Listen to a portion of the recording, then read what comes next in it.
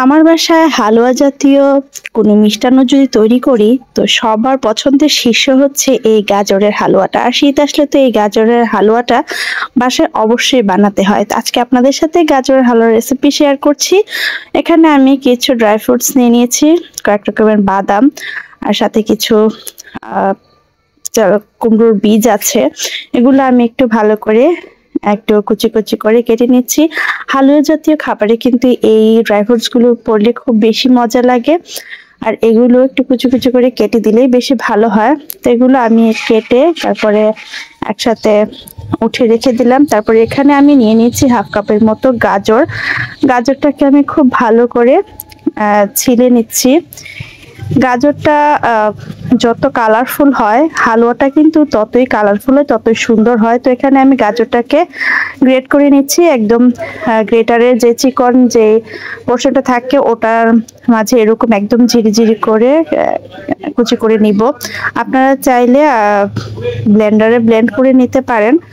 তো এরকম করে নিলে একটু সময়টাও কম লাগে আর ঝামেলাটাও কম মনে হয়। তো আমি এখানে এর জন্য সবসময় আমি গ্রেট করেই করে নিই হালুয়াটা। তো এই গাজরের হালুয়াটা আসলে শীতের মধ্যে খেতে ভীষণই ভালো লাগে।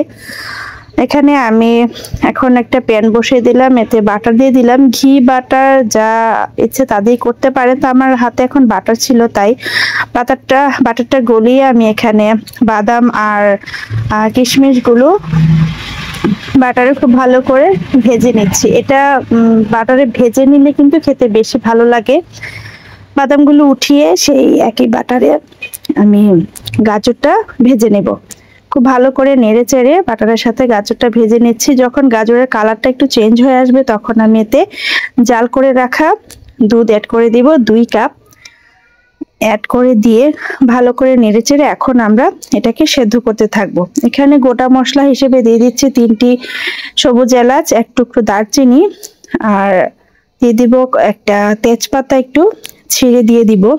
এই সামান্য মশলাতে কিন্তু ফ্লেভারটা খুবই সুন্দর আসবে। ভালো করে নেড়েচেড়ে মিশিয়ে কিছুক্ষণ ফুটিয়ে নিয়ে এখন আস্ত মশলাগুলো উঠিয়ে ফেলে দেবো। এই মশলাগুলো আর কোনো কাজ নেই, কারণ ফ্লেভার যেটা আসার এটা কিন্তু চলে এসেছে। যখন গাজরটা পুরোপুরি সেদ্ধ হয়ে আসবে, দুধটা অনেকটাই শুকিয়ে আসবে, তখন আমি এতে স্বাদ মতো চিনি ব্যবহার করব। আপনারা আপনাদের স্বাদ মতো দিবেন। আমি আমার প্রয়োজন মতো চিনি দিয়ে নিয়েছি। এখন এটা চিনি দেওয়াতে কিন্তু আরো বেশি পানি ছাড়বে। খুব ভালো করে নেড়েচেড়ে পানিটা শুকিয়ে নিয়ে এখানে আমি অনেকটা পরিমাণ ফ্রেশ নারকেল কোড়ানো দিয়ে দিয়েছি। আপনারা চাইলে প্রসেসড করা নারকেলও দিতে পারেন, তবে ফ্রেশটা দিলে আসলে বেশি মজা হয়। ফ্রেশ জিনিসের কোনো তুলনাই হয় না। সবকিছু ভালো করে একদম নেড়েচেড়ে আবার মিশিয়ে নিচ্ছি। তারপর এখানে 2 টেবিল চামচের মতো গুঁড়া দুধ অ্যাড করে দিচ্ছি। এখানে খোয়া ব্যবহার করা যেতে পারে, খোয়ার পরিবর্তে গুঁড়া দুধও ব্যবহার করা যেতে পারে, কোনো সমস্যা নেই। গুঁড়া দুধ দিলে টেস্টটা হালুয়ার আরো বেশি সুন্দর আসে। তো আমি সবকিছু আবার খুব ভালো করে নেড়েচেড়ে মিশিয়ে নিচ্ছি।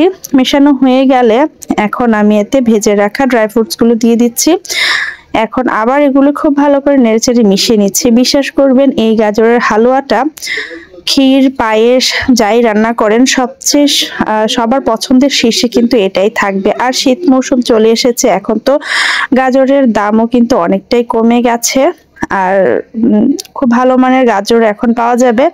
খুব সহজে আপনারা বাসায় গাজরের হালুয়াটা তৈরি করে অতিথি আপ্যায়ন করতে পারেন। আমার বাসায় তো আমার শ্বশুর দেবর সবাই খুব পছন্দ করে। আমার শ্বশুর আবার মিষ্টি খেতে খুব পছন্দ করে, আর তার পছন্দের শীর্ষে কিন্তু আমার হাতে বানানো গাজরের হালুয়াটা ভীষণ থাকে। উনি খুবই পছন্দ করেন।